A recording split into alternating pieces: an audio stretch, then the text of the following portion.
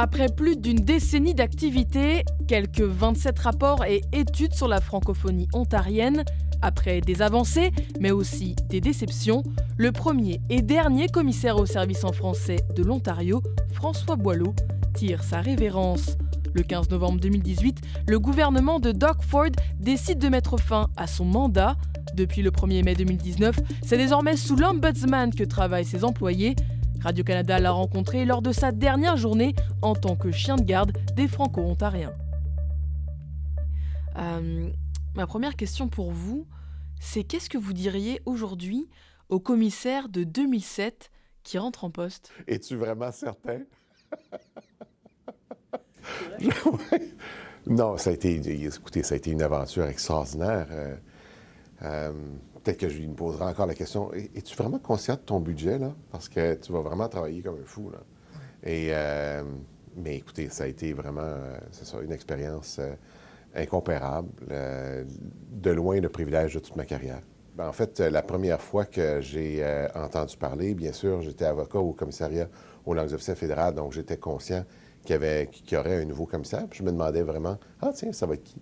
En jasant avec les chasseurs de tête, je me suis aperçu que le budget était famélique. Et là, je me suis rendu compte que votre commissaire, là, que vous allez choisir, il ou elle va travailler, là. C'était quoi votre premier but? Ce qui a guidé toutes mes actions depuis le début, c'est que j'étais conscient que j'étais le premier. Et donc, je voulais m'assurer que mon successeur ou ma successeur ait un travail facile. Rapidement, vous avez tenu à l'indépendance du commissariat. Pourquoi elle était importante, cette indépendance? Oh là là, quelle ironie, hein, quand même, parce que c'était justement pour protéger du politique. C'est un puissant message à envoyer à la communauté francophone que vous êtes tellement important que vous avez maintenant une institution indépendante au sein même de l'Assemblée législative. Quelle est la mesure adoptée par le gouvernement pendant votre mandat dont vous êtes le plus fier? La directive obligatoire sur les communications en français. Et prenez juste le ministère de la Santé en 2007. C'était le chaos total. Là, maintenant, depuis qu'on a une directive depuis 2010, mai 2010, les sites Internet, les communications des gouvernements sont franchement de très grande qualité. En même temps, pas 3 mois plus tard, on a reçu plus de plaintes au cours des derniers mois, surtout de la part du cabinet du premier ministre. Donc, il faudra voir comment cette directive-là va être suivie maintenant. Mais ça, c'est certainement une mesure importante. Un autre de vos rapports importants, c'est celui qu'on cite souvent, c'est le rapport de 2012. Ce rapport de 2012, avec les faits qu'il avait notés, a fait en sorte que le gouvernement n'avait, je dirais, peut-être plus le choix. Mon cœur a failli exploser quand je me souviens encore, j'étais assis là. Je peux te dire dans quel siège que j'étais assise lorsque je l'ai entendu mettre son rapport de l'avant. Puis c'était un moment tournant. On savait qu'il venait de nous donner la clé, que c'était maintenant à nous autres d'ouvrir les portes pour avoir notre université franco. C'est très touchant de voir ça, mais effectivement, c'est un projet qu'on en parlait depuis des décennies, c'est vrai. Mais la beauté d'un commissaire, d'un commissariat, moins d'un commissaire, c'est justement d'arriver avec des éléments factuels. Et nous, donc moins émotifs. Ce qu'on était, je le suis en ce moment, mais en 2012, quand on a fait notre rapport, quand on a déposé notre rapport, c'était un rapport factuel. 80 pages de faits. Et donc, effectivement, le gouvernement n'avait pas trop le choix. Est-ce que c'est l'un des rapports dont vous êtes le plus fier? Oui, absolument, parce que c'est pas à la suite de plaintes qu'on a décidé d'enquêter là-dessus. C'était de notre propre initiative parce que c'était un sujet qui était important. Et donc, le 15 novembre dernier, à l'énoncé économique, c'est là que la sentence tombe pour l'Université Ontario-Français et le commissariat. Finalement, une semaine plus tard, on revient sur le commissariat, mais sous une autre forme. Est-ce que vous pouvez nous ramener un petit peu avec vous en arrière? Comment vous avez vécu ce moment-là? Comment vous l'avez appris? Comment vous l'avez pris? Bien, d'abord, il y a une journaliste de chez vous qui m'avait téléphoné pour le vendredi d'avant, le jeudi d'après, pour me dire « Êtes-vous au courant de rumeurs? » C'est la première fois que j'entends ça, là. Et j'ai fait d'autres appels. On parle-tu de coupure? Non, tout va bien. OK. On était un peu nerveux. Et une demi-heure avant, donc le jeudi, le fameux jeudi, avant que ça soit public à 13h, on a reçu un message comme quoi on était coupé. Et il était tellement éberlué que je ne savais pas comment l'annoncer aux employés. Donc, j'ai préféré voir si les journalistes allaient capter cette nouvelle-là. Et donc, à 13 heures, les gazouillis ont commencé à se faire aller. Puis les journalistes avaient bien découvert le poteau rose. Et donc, mes employés me regardaient. Je dis, oui, c'est wow. Mais en même temps, j'avais reçu l'assurance que tous les employés du commissariat seraient transférés. Ça a généré quand même un réel mouvement, le 1er décembre, une résistance franco-ontarienne. Qu'est-ce que ça vous a inspiré, vous, cette résistance? D'abord, de voir son propre portrait sur des pancartes avec un cœur dessus, c'est un petit peu surréel.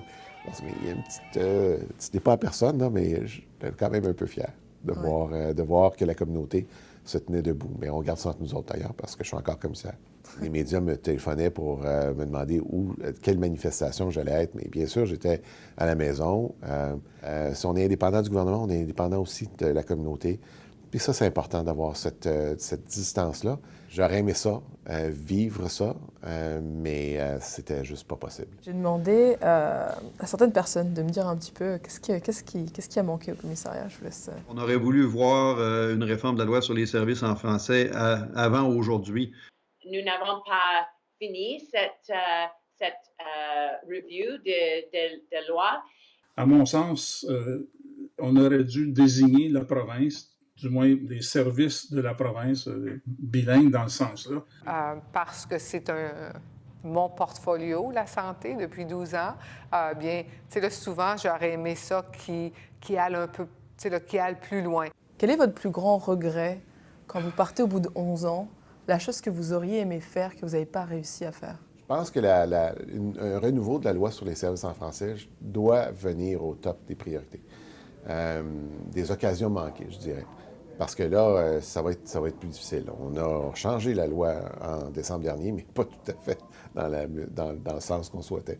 J'ai demandé un petit peu quel personnage vous étiez. Il était un gentilhomme with a good sense of humor. So that gentleness, the humor, but very firm about the direction we needed to go. À force de le fréquenter, on se rend compte que très rapidement que c'est un bon vivant. Il y a un sens de l'humour, ce homme-là, qui est incroyable. C'est quelqu'un qui a toujours une blague à portée de la main. Je dois dire qu'il est toujours drôle. Il a des talents cachés, monsieur le commissaire, et je pense que les gens vont manquer aussi cet humour-là. Avec son humour, je pense qu'il a repoussé des barrières. Est-ce que vous avez repoussé des barrières avec votre humour? C'était mon arme secrète. En utilisant l'humour, ça permettait de dédramatiser une situation. Ça permettait aussi de rejoindre une histoire qui, sinon, aurait été quand même assez frileux à écouter. Et donc, l'humour, ça permet aussi quand on va toucher cette corde d'émotion-là, on peut aussi aller toucher une corde d'autres gammes d'émotions. C'est vous le mot de la fin? Pour qui et pourquoi et quel est-il? Mais le mot de la fin, le premier, c'est vraiment à mes employés. Merci de m'avoir accompagné pendant toutes ces années-là. Il y en a qui sont fidèles avec moi depuis février 2008. C'est quand même pas rien. Donc, merci à ces employés. Je les aime profondément. C'est plus que des collègues, c'est une famille. Donc, merci beaucoup à eux. Je vais être émotif. Merci aux médias. Je pense que les médias ont eu un rôle à jouer qui est exceptionnellement important. Je ne fais pas de la complaisance ici devant vous. C'est ma dernière entrevue. Mais les médias jouent un rôle capital et il me semble que les dernières années sont difficiles pour les médias. Et finalement, un merci à tous ces gens de partout en Ontario qui m'ont ouvert leurs portes, qui m'ont ouvert à tous ceux qui se sont plaints aussi, qui nous ont ouvert leur cœur. On est enrichis grâce à eux. On est de meilleures personnes grâce à ces plaignants-là. Puis merci à toutes ces communautés qui m'ont accueilli partout à travers l'Ontario. Je suis extraordinairement reconnaissant.